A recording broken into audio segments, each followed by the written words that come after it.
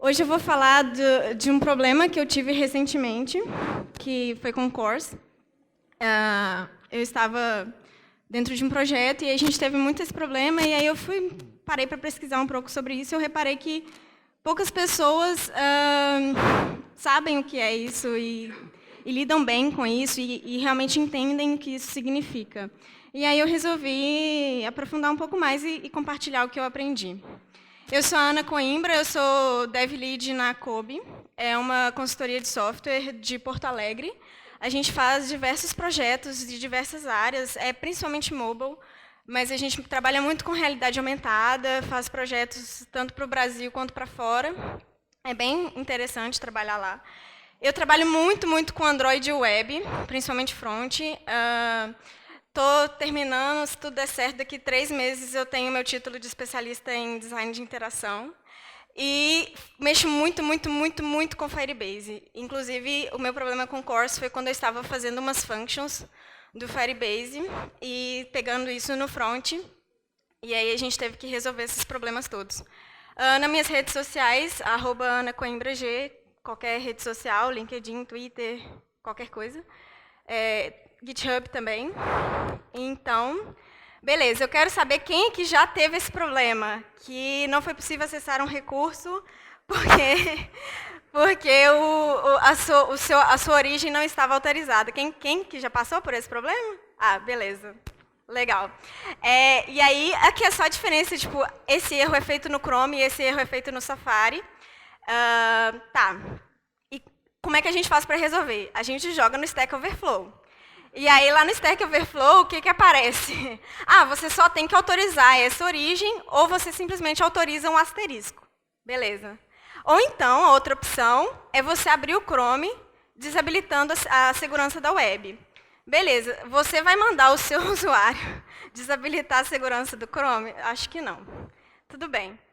Então, hoje a gente vai falar do Course. O que é o Course? Ele é um mecanismo para os navegadores compartilharem recursos entre diferentes origens.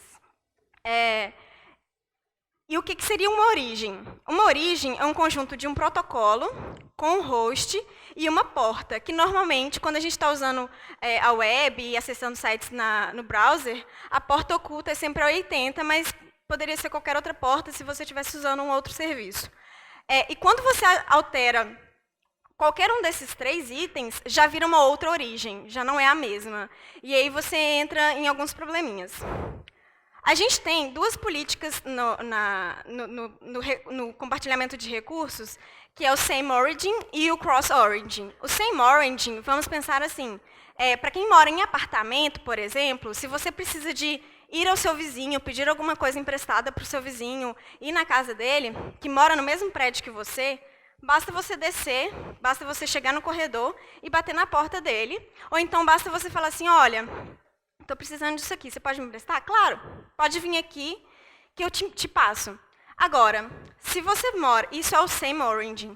Agora, se você está querendo acessar outro prédio, você está querendo conversar com um vizinho de outro prédio, você quer pedir emprestado alguma coisa, você quer acessar o playground desse outro prédio, você precisa de ter autorização da portaria desse prédio, supondo que o prédio tem uma portaria, né? Então, esse é o Cross Origin. Ou seja, quando você precisa acessar algo de outra origem, você precisa de uma autorização extra para mostrar que a sua origem, está autorizada a acessar aquele recurso. Então, no Cross Origin, a gente tem 2 tipos de requisições, as simples e as que exigem pre-flight. As requisições simples, elas não exigem uma pré-autorização. E aí a gente tem alguns pré-requisitos para que ela se encaixe dentro de uma requisição simples. Primeiro, é necessário que os métodos sejam get, head ou post, com algumas ressalvas, que são os próximos itens. Alguns cabeçalhos que são permitidos, accept language, content language. Tem o content type, mas também tem algumas ressalvas que a gente vai ver aqui no próximo. Tem esse DPR, downlink, save data, viewport, width e width. Bom, e alguns valores permitidos para content type, que é o XML form encoded e o multipart form data e o text plain. Reparem que não tem, por exemplo, o application JSON, que é um que é muito mais usado, que é muito usado também quando a gente está fazendo requisições hash, enfim, fetch API e tal. Aqui eu vou mostrar um exemplo.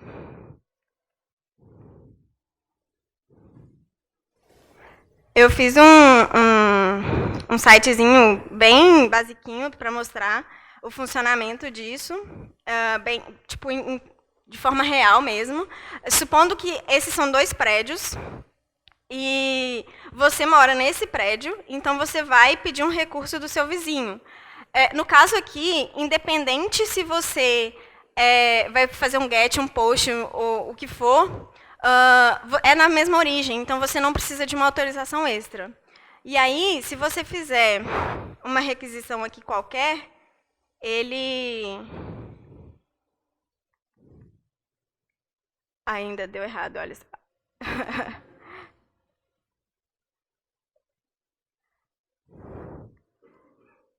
Eu acho que eu desliguei os servidores.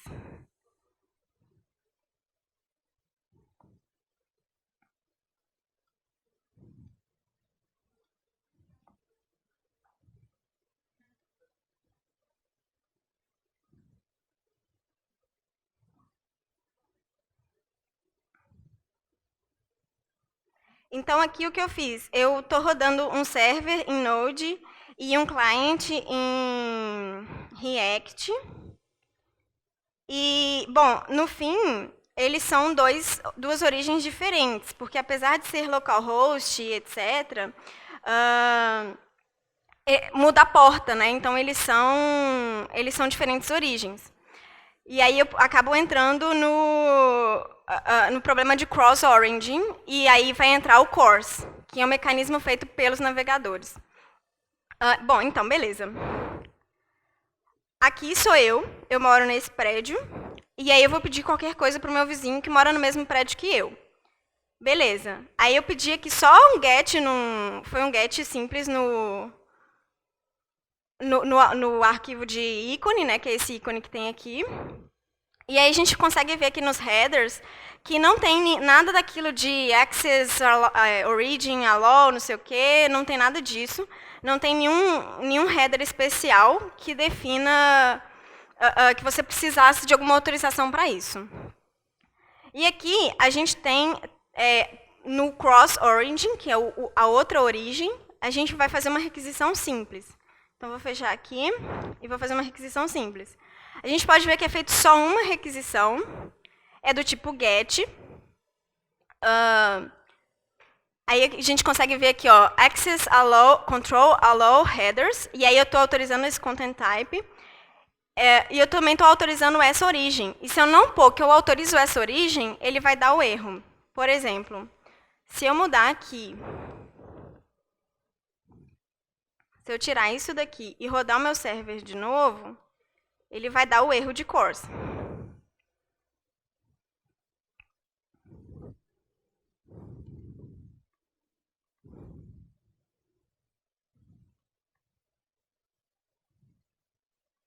Não, desculpa, gente, eu acabei esquecendo. Nem sempre isso é feito porque, às vezes, o request é cacheado. Vou tentar.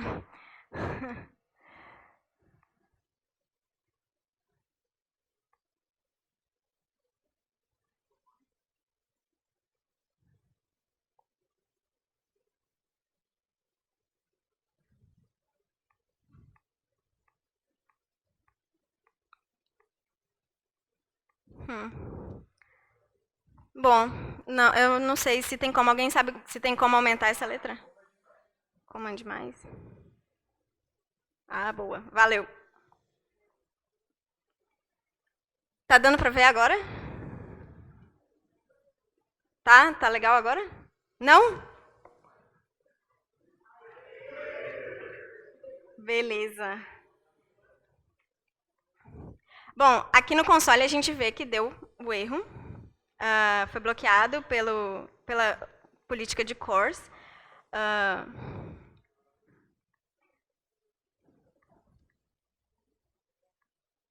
só que ele acaba dando 200 pelo cache, porque o meu header estava cacheado. Mas aí, se a gente voltar aqui, ele já volta a funcionar.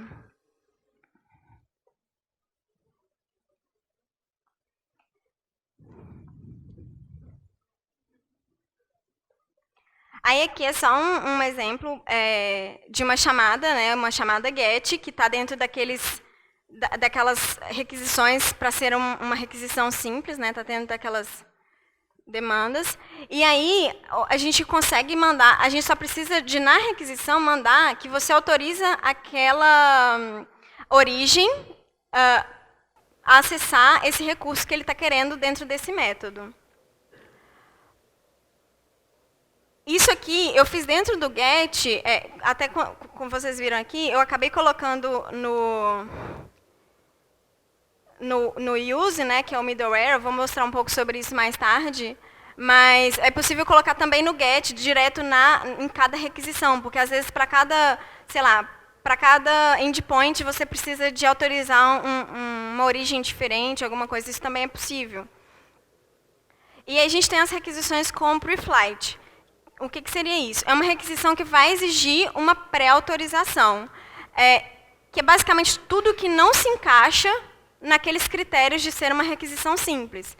Então, por exemplo, o que a gente mais usa de post com content type e applications JSON, pelo menos é o que eu uso muito, assim, acaba entrando como uma requisição que exige pre-flight.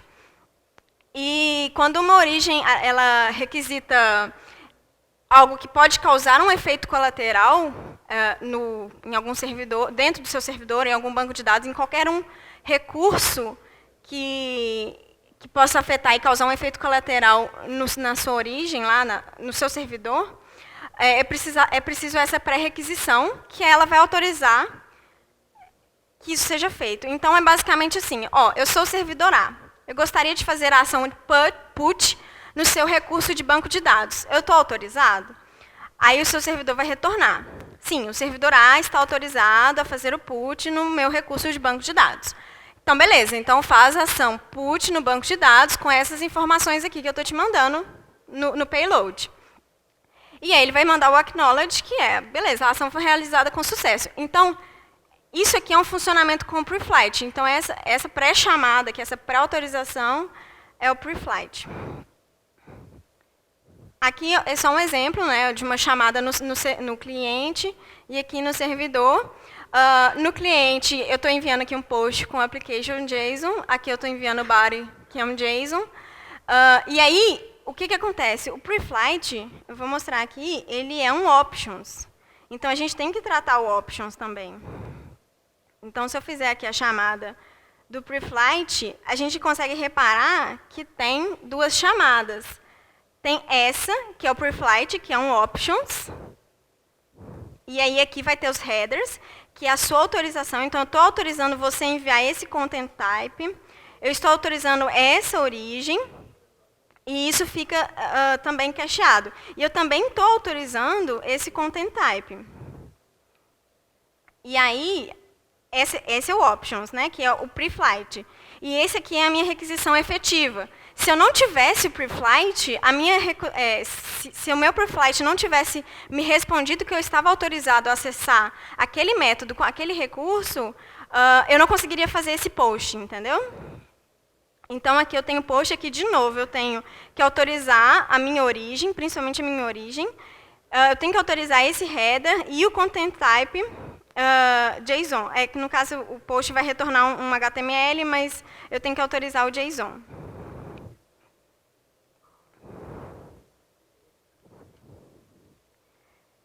E aqui mostrando como que seria feito. Aqui no caso, o problema de se fazer o post é que precisa ser feito dentro do options e dentro do post.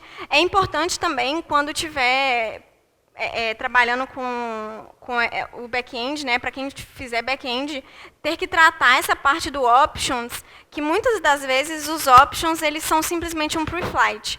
Então, se você não trata qual que é o método lá dentro do back-end que você está recebendo, acaba que você pode fazer coisas que não deveriam ser feitas, porque o options muitas vezes vão ser requisitados, vão ser feitas essas requisições para o servidor, e o servidor só tem que basicamente retornar que você está autorizado a fazer aquilo que você quer fazer. É simples assim. Então, por isso que eu não estou fazendo nada aqui, eu só iria retornar um true, só para enviar a resposta mesmo. E aqui eu usando middleware, né, que é para facilitar, então, para você não ter que ficar colocando isso para toda get, para todo post, para toda coisa que você tiver lá no seu Express, por exemplo. Aí você pode usar um middleware, que é o que eu acabei fazendo. Mas, igual eu falei, se você precisar de fazer separado para um endpoint, você tem que autorizar uma origem, para outro endpoint tem que autorizar outra origem, ou se tiver que fazer isso de forma mais customizada, dá para fazer isso de forma separada também em cada um. E aí a gente tem algumas formas de se resolver isso direto no front-end, né? Que seriam os proxies, que é aquele crosseverywhere.com.heroku.com, e aí você coloca aquele site, e aí o seu site depois ele vai autorizar qualquer coisa, qualquer método, qualquer origem, enfim. Tem esse JSON-P que eu achei bem estranho. Basicamente, é uma gambiarra que você faz as requisições no DOM, e aí ele transforma o seu request numa tag script, e aí ele faz a request dentro dessa tag script e te retorna uma coisa muito estranha. E tem o Chrome DevTools, que você consegue desabilitar. Igual eu mostrei no início, a gente consegue desabilitar a Web Security, né, a segurança da web, ou via plugin também. Você consegue abrir por terminal via plugin, que aí você consegue acessar esses recursos. Só que aí tem vários problemas, né? O proxy, você fica dependendo das pessoas que criaram aqueles proxies, de manter aquilo e de deixar aquilo no ar. Então, se a pessoa tirou aquilo do ar, você simplesmente vai ficar sem funcionar. O JSON-P, enfim, eu acho que por si só ele já é um problema, principalmente por fazer requisições de web no DOM, enfim. E o DevTools, a gente tem que pensar que o usuário não vai fazer isso. A pessoa que vai usar o seu site não vai fazer isso. Então, talvez a nível de teste, essas coisas sejam interessantes.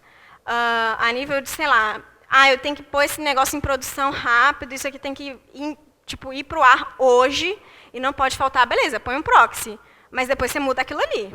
Ou se você não tem acesso ao servidor que foi feito, enfim, essas coisas, aí a gente também usaria um no-cause ou um proxy, mas não é recomendado.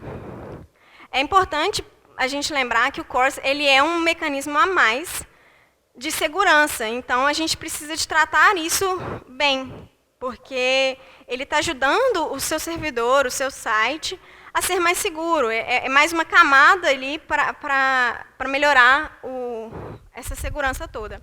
Então, o ideal é que, apesar de ser um evento de front-end, o ideal é que esse problema de CORS ele seja todo, como a gente viu aqui nos códigos, né?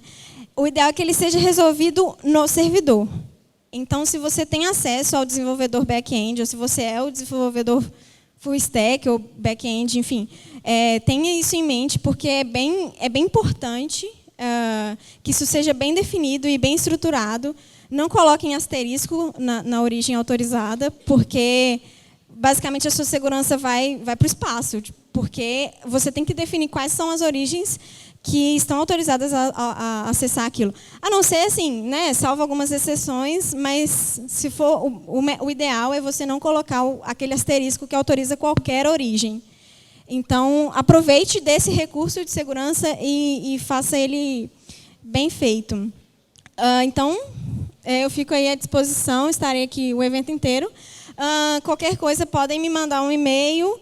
Esse segundo link é um post que eu fiz no Medium, explicando também sobre isso.